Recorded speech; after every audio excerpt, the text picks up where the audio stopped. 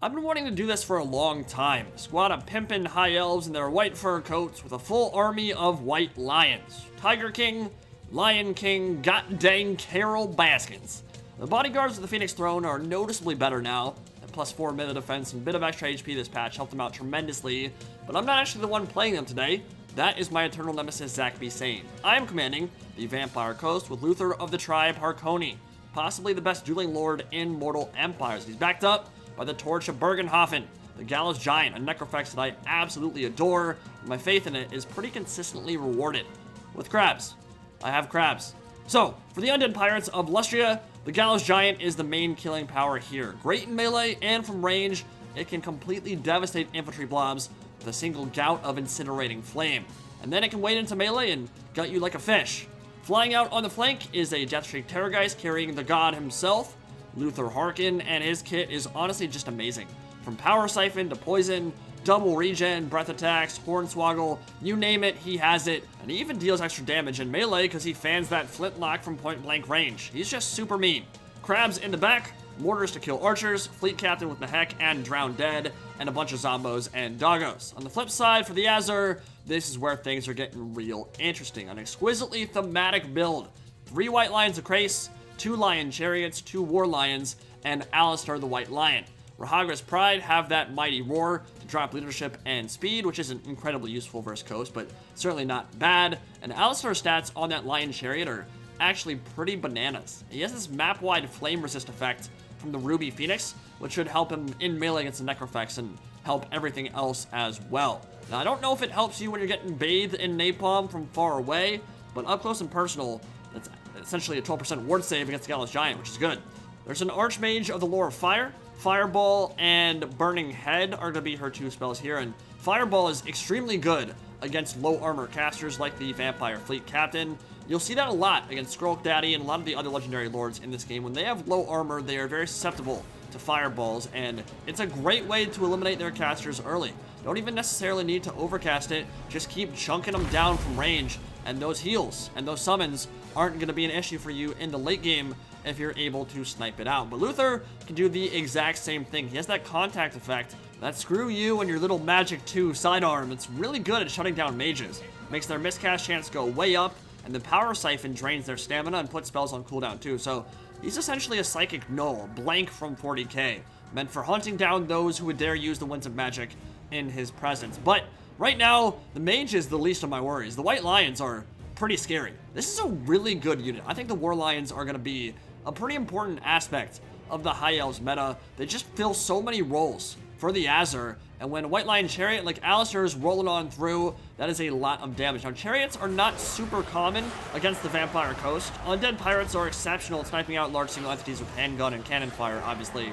But as a surprise back pocket pick, if you've just gone for a zombie horde, high stat Chariots like Alastar's can kind of run roughshod into your backfield, and that will force Luthor Harkon to land and use his Terrorgeist to respond.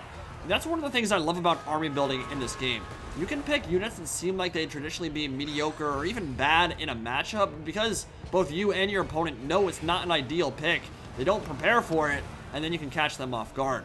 White Lions are into melee with the zombie horde. Gallows Giant is in a perfect position to fire down the flank. That is exactly how you want to use that napalm spewing monstrosity. Get them on the side of an infantry unit, fire down the length, and then you'll murder them. And the mortars, meanwhile, will be shooting at the archers in the back and trying to clear them up. The only thing that can easily take out the Gallows Giant is archer focus fire, so we'll do some shooting from close range and then move them back and away from the main line so the archers don't have such an easy time killing them. Scurvy Dogs are operating in the back, chasing off some White Lion Chariots. The one on that side did not have a great time. Fireball still going forward and smacking around my poor Vampire Fleet Captain. And it won't take too many fireballs before she's super low and possibly crumbling. So definitely a good pick from Zach B. Sane there. There is an opening into his backfield though. Scurvy Dogs are moving. White Lions coming out to reinforce and try to support.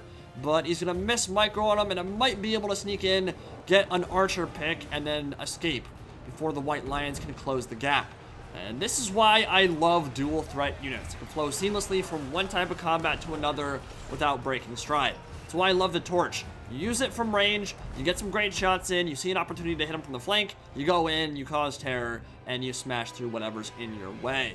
Rahagra's Pride got a beautiful rear charge. into my zombie deckhands on my left flank, though, and they're starting to absolutely shish kebab that entire side of the battlefield, and it might open the door to my artillery. But the Gallows Giant is holding down the center super well, putting a little flame under the ass of Alastar the White Lion and terrorizing the rest of the Azure Spears. And these White Lions are crazy. The bodyguards of the Phoenix Throne, oh, they're not bodyguards anymore, dude. They're looking like tomato paste on the ground, and they are gonna paint this desert red.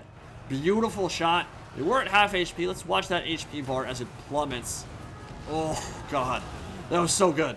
Okay, so the White Lions are in a bit of a disarray here. In fact, I think if the Gallows Giant just followed up with a charge, probably just tear out immediately. Scurvy Dogs are still just being really annoying, sitting in the back, waiting for an opening where they don't have to go toe-to-toe with the War Lions. And Alastar is still running through stuff, trying to force these zombie deckhand polearms into a blob with a chariot, and then smashing through them from the flank with the burning head.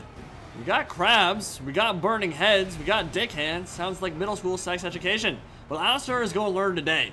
The Luthor Harkon don't play no games, and he's kind of a sitting duck for Hornswoggle and Terragoose and dive bombs from the sky when he's on that chariot. He's killed a lot already.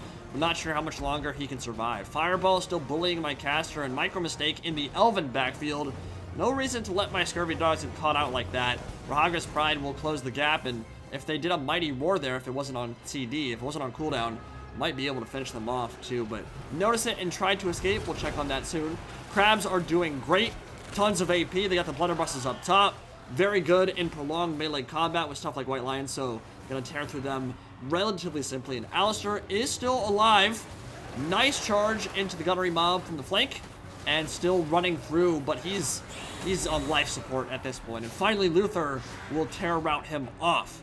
So he might return, but it's gonna be a big question. How much can he do? He's well over 100 kills. All that's on zombies, but it's still decent value for sure. Gallows Giant got pushed back by the focus fire from the Azure Archers. Other White Lion Chariot came back, and nice rear charge. Zombies getting summoned in this fight. Luthor going in, and Chariot will not be long for this world. Here we go. Take a look at this. 4,000 HP on Azure Spears. Flame coming in from the side. Oh, my lord. That is disgusting. That was 3,800 HP worth of damage in the span of 1.5 seconds, maybe? Like, I don't know. There's not a whole lot in this game that can do that. Maybe Queen Bess. No other artillery can do that, man. That was nasty. One-shotted that unit from full HP, and the Prometheans are doing a great job of tying everything else up. The Spears and the Rangers can't really go toe-to-toe with them, and of course they're supported by Luthor Harkon too. So even though they have collapsed in and pushed into that back line, inundating the mortar crews, they're starting to run out of steam here. They'll need some character sniping if they want to win this game, and taking out Luthor from full HP is going to be incredibly difficult, especially while the Gallows Giant is still online and ripping through all these archers. There's no mercy from that thing whatsoever. It is scorched earth policy, and giblets are gonna paint the sand red. Another mighty roar coming in from Rahaga's Pride, trying to lower leadership and cause some crumbling in this main fight on top of the artillery. And Zach's done a great job of getting into the back line and swarming all that stuff, but I mean, Luthor is full HP, and he's double regenning. The crabs are still relatively healthy.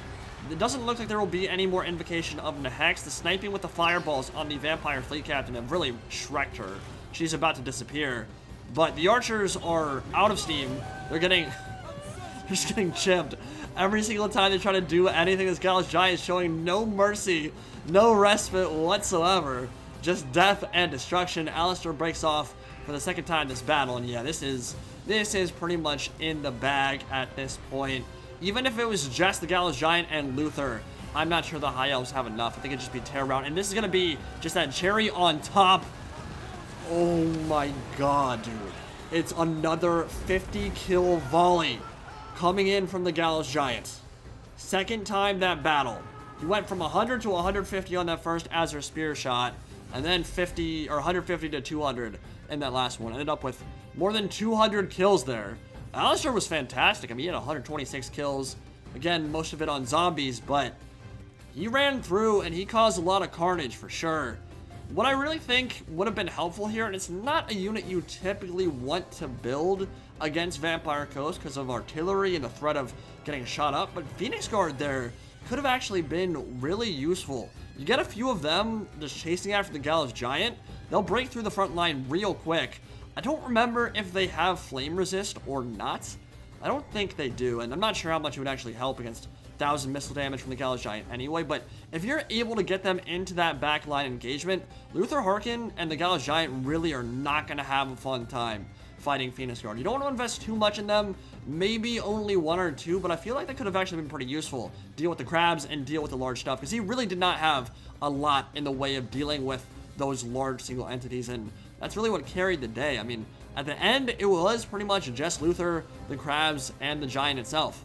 And the crazy thing about the Gallows Giant is that it excels at clearing out chaff, which is what typically every faction wants to bring against the Vampire Coast. They want to just swarm the field in a tide of bodies, bring a ton of really cheap, cost-efficient troops, and that's what he brought there. The build wasn't bad at all, and very thematic as well, but the issue it runs into is that the leadership is, quote-unquote, not as good as it would be for some of the more elite stuff for the High Elves, and so the Gallows Giant gets 1 or 2 good shots in, walks into melee, then everything starts terror routing, and it gets to be a pretty devastating proposition for the High Elves to deal with. There are plenty of ways for them to handle it, but in this case, Vampire Coast managed to take it. Hope you guys enjoyed.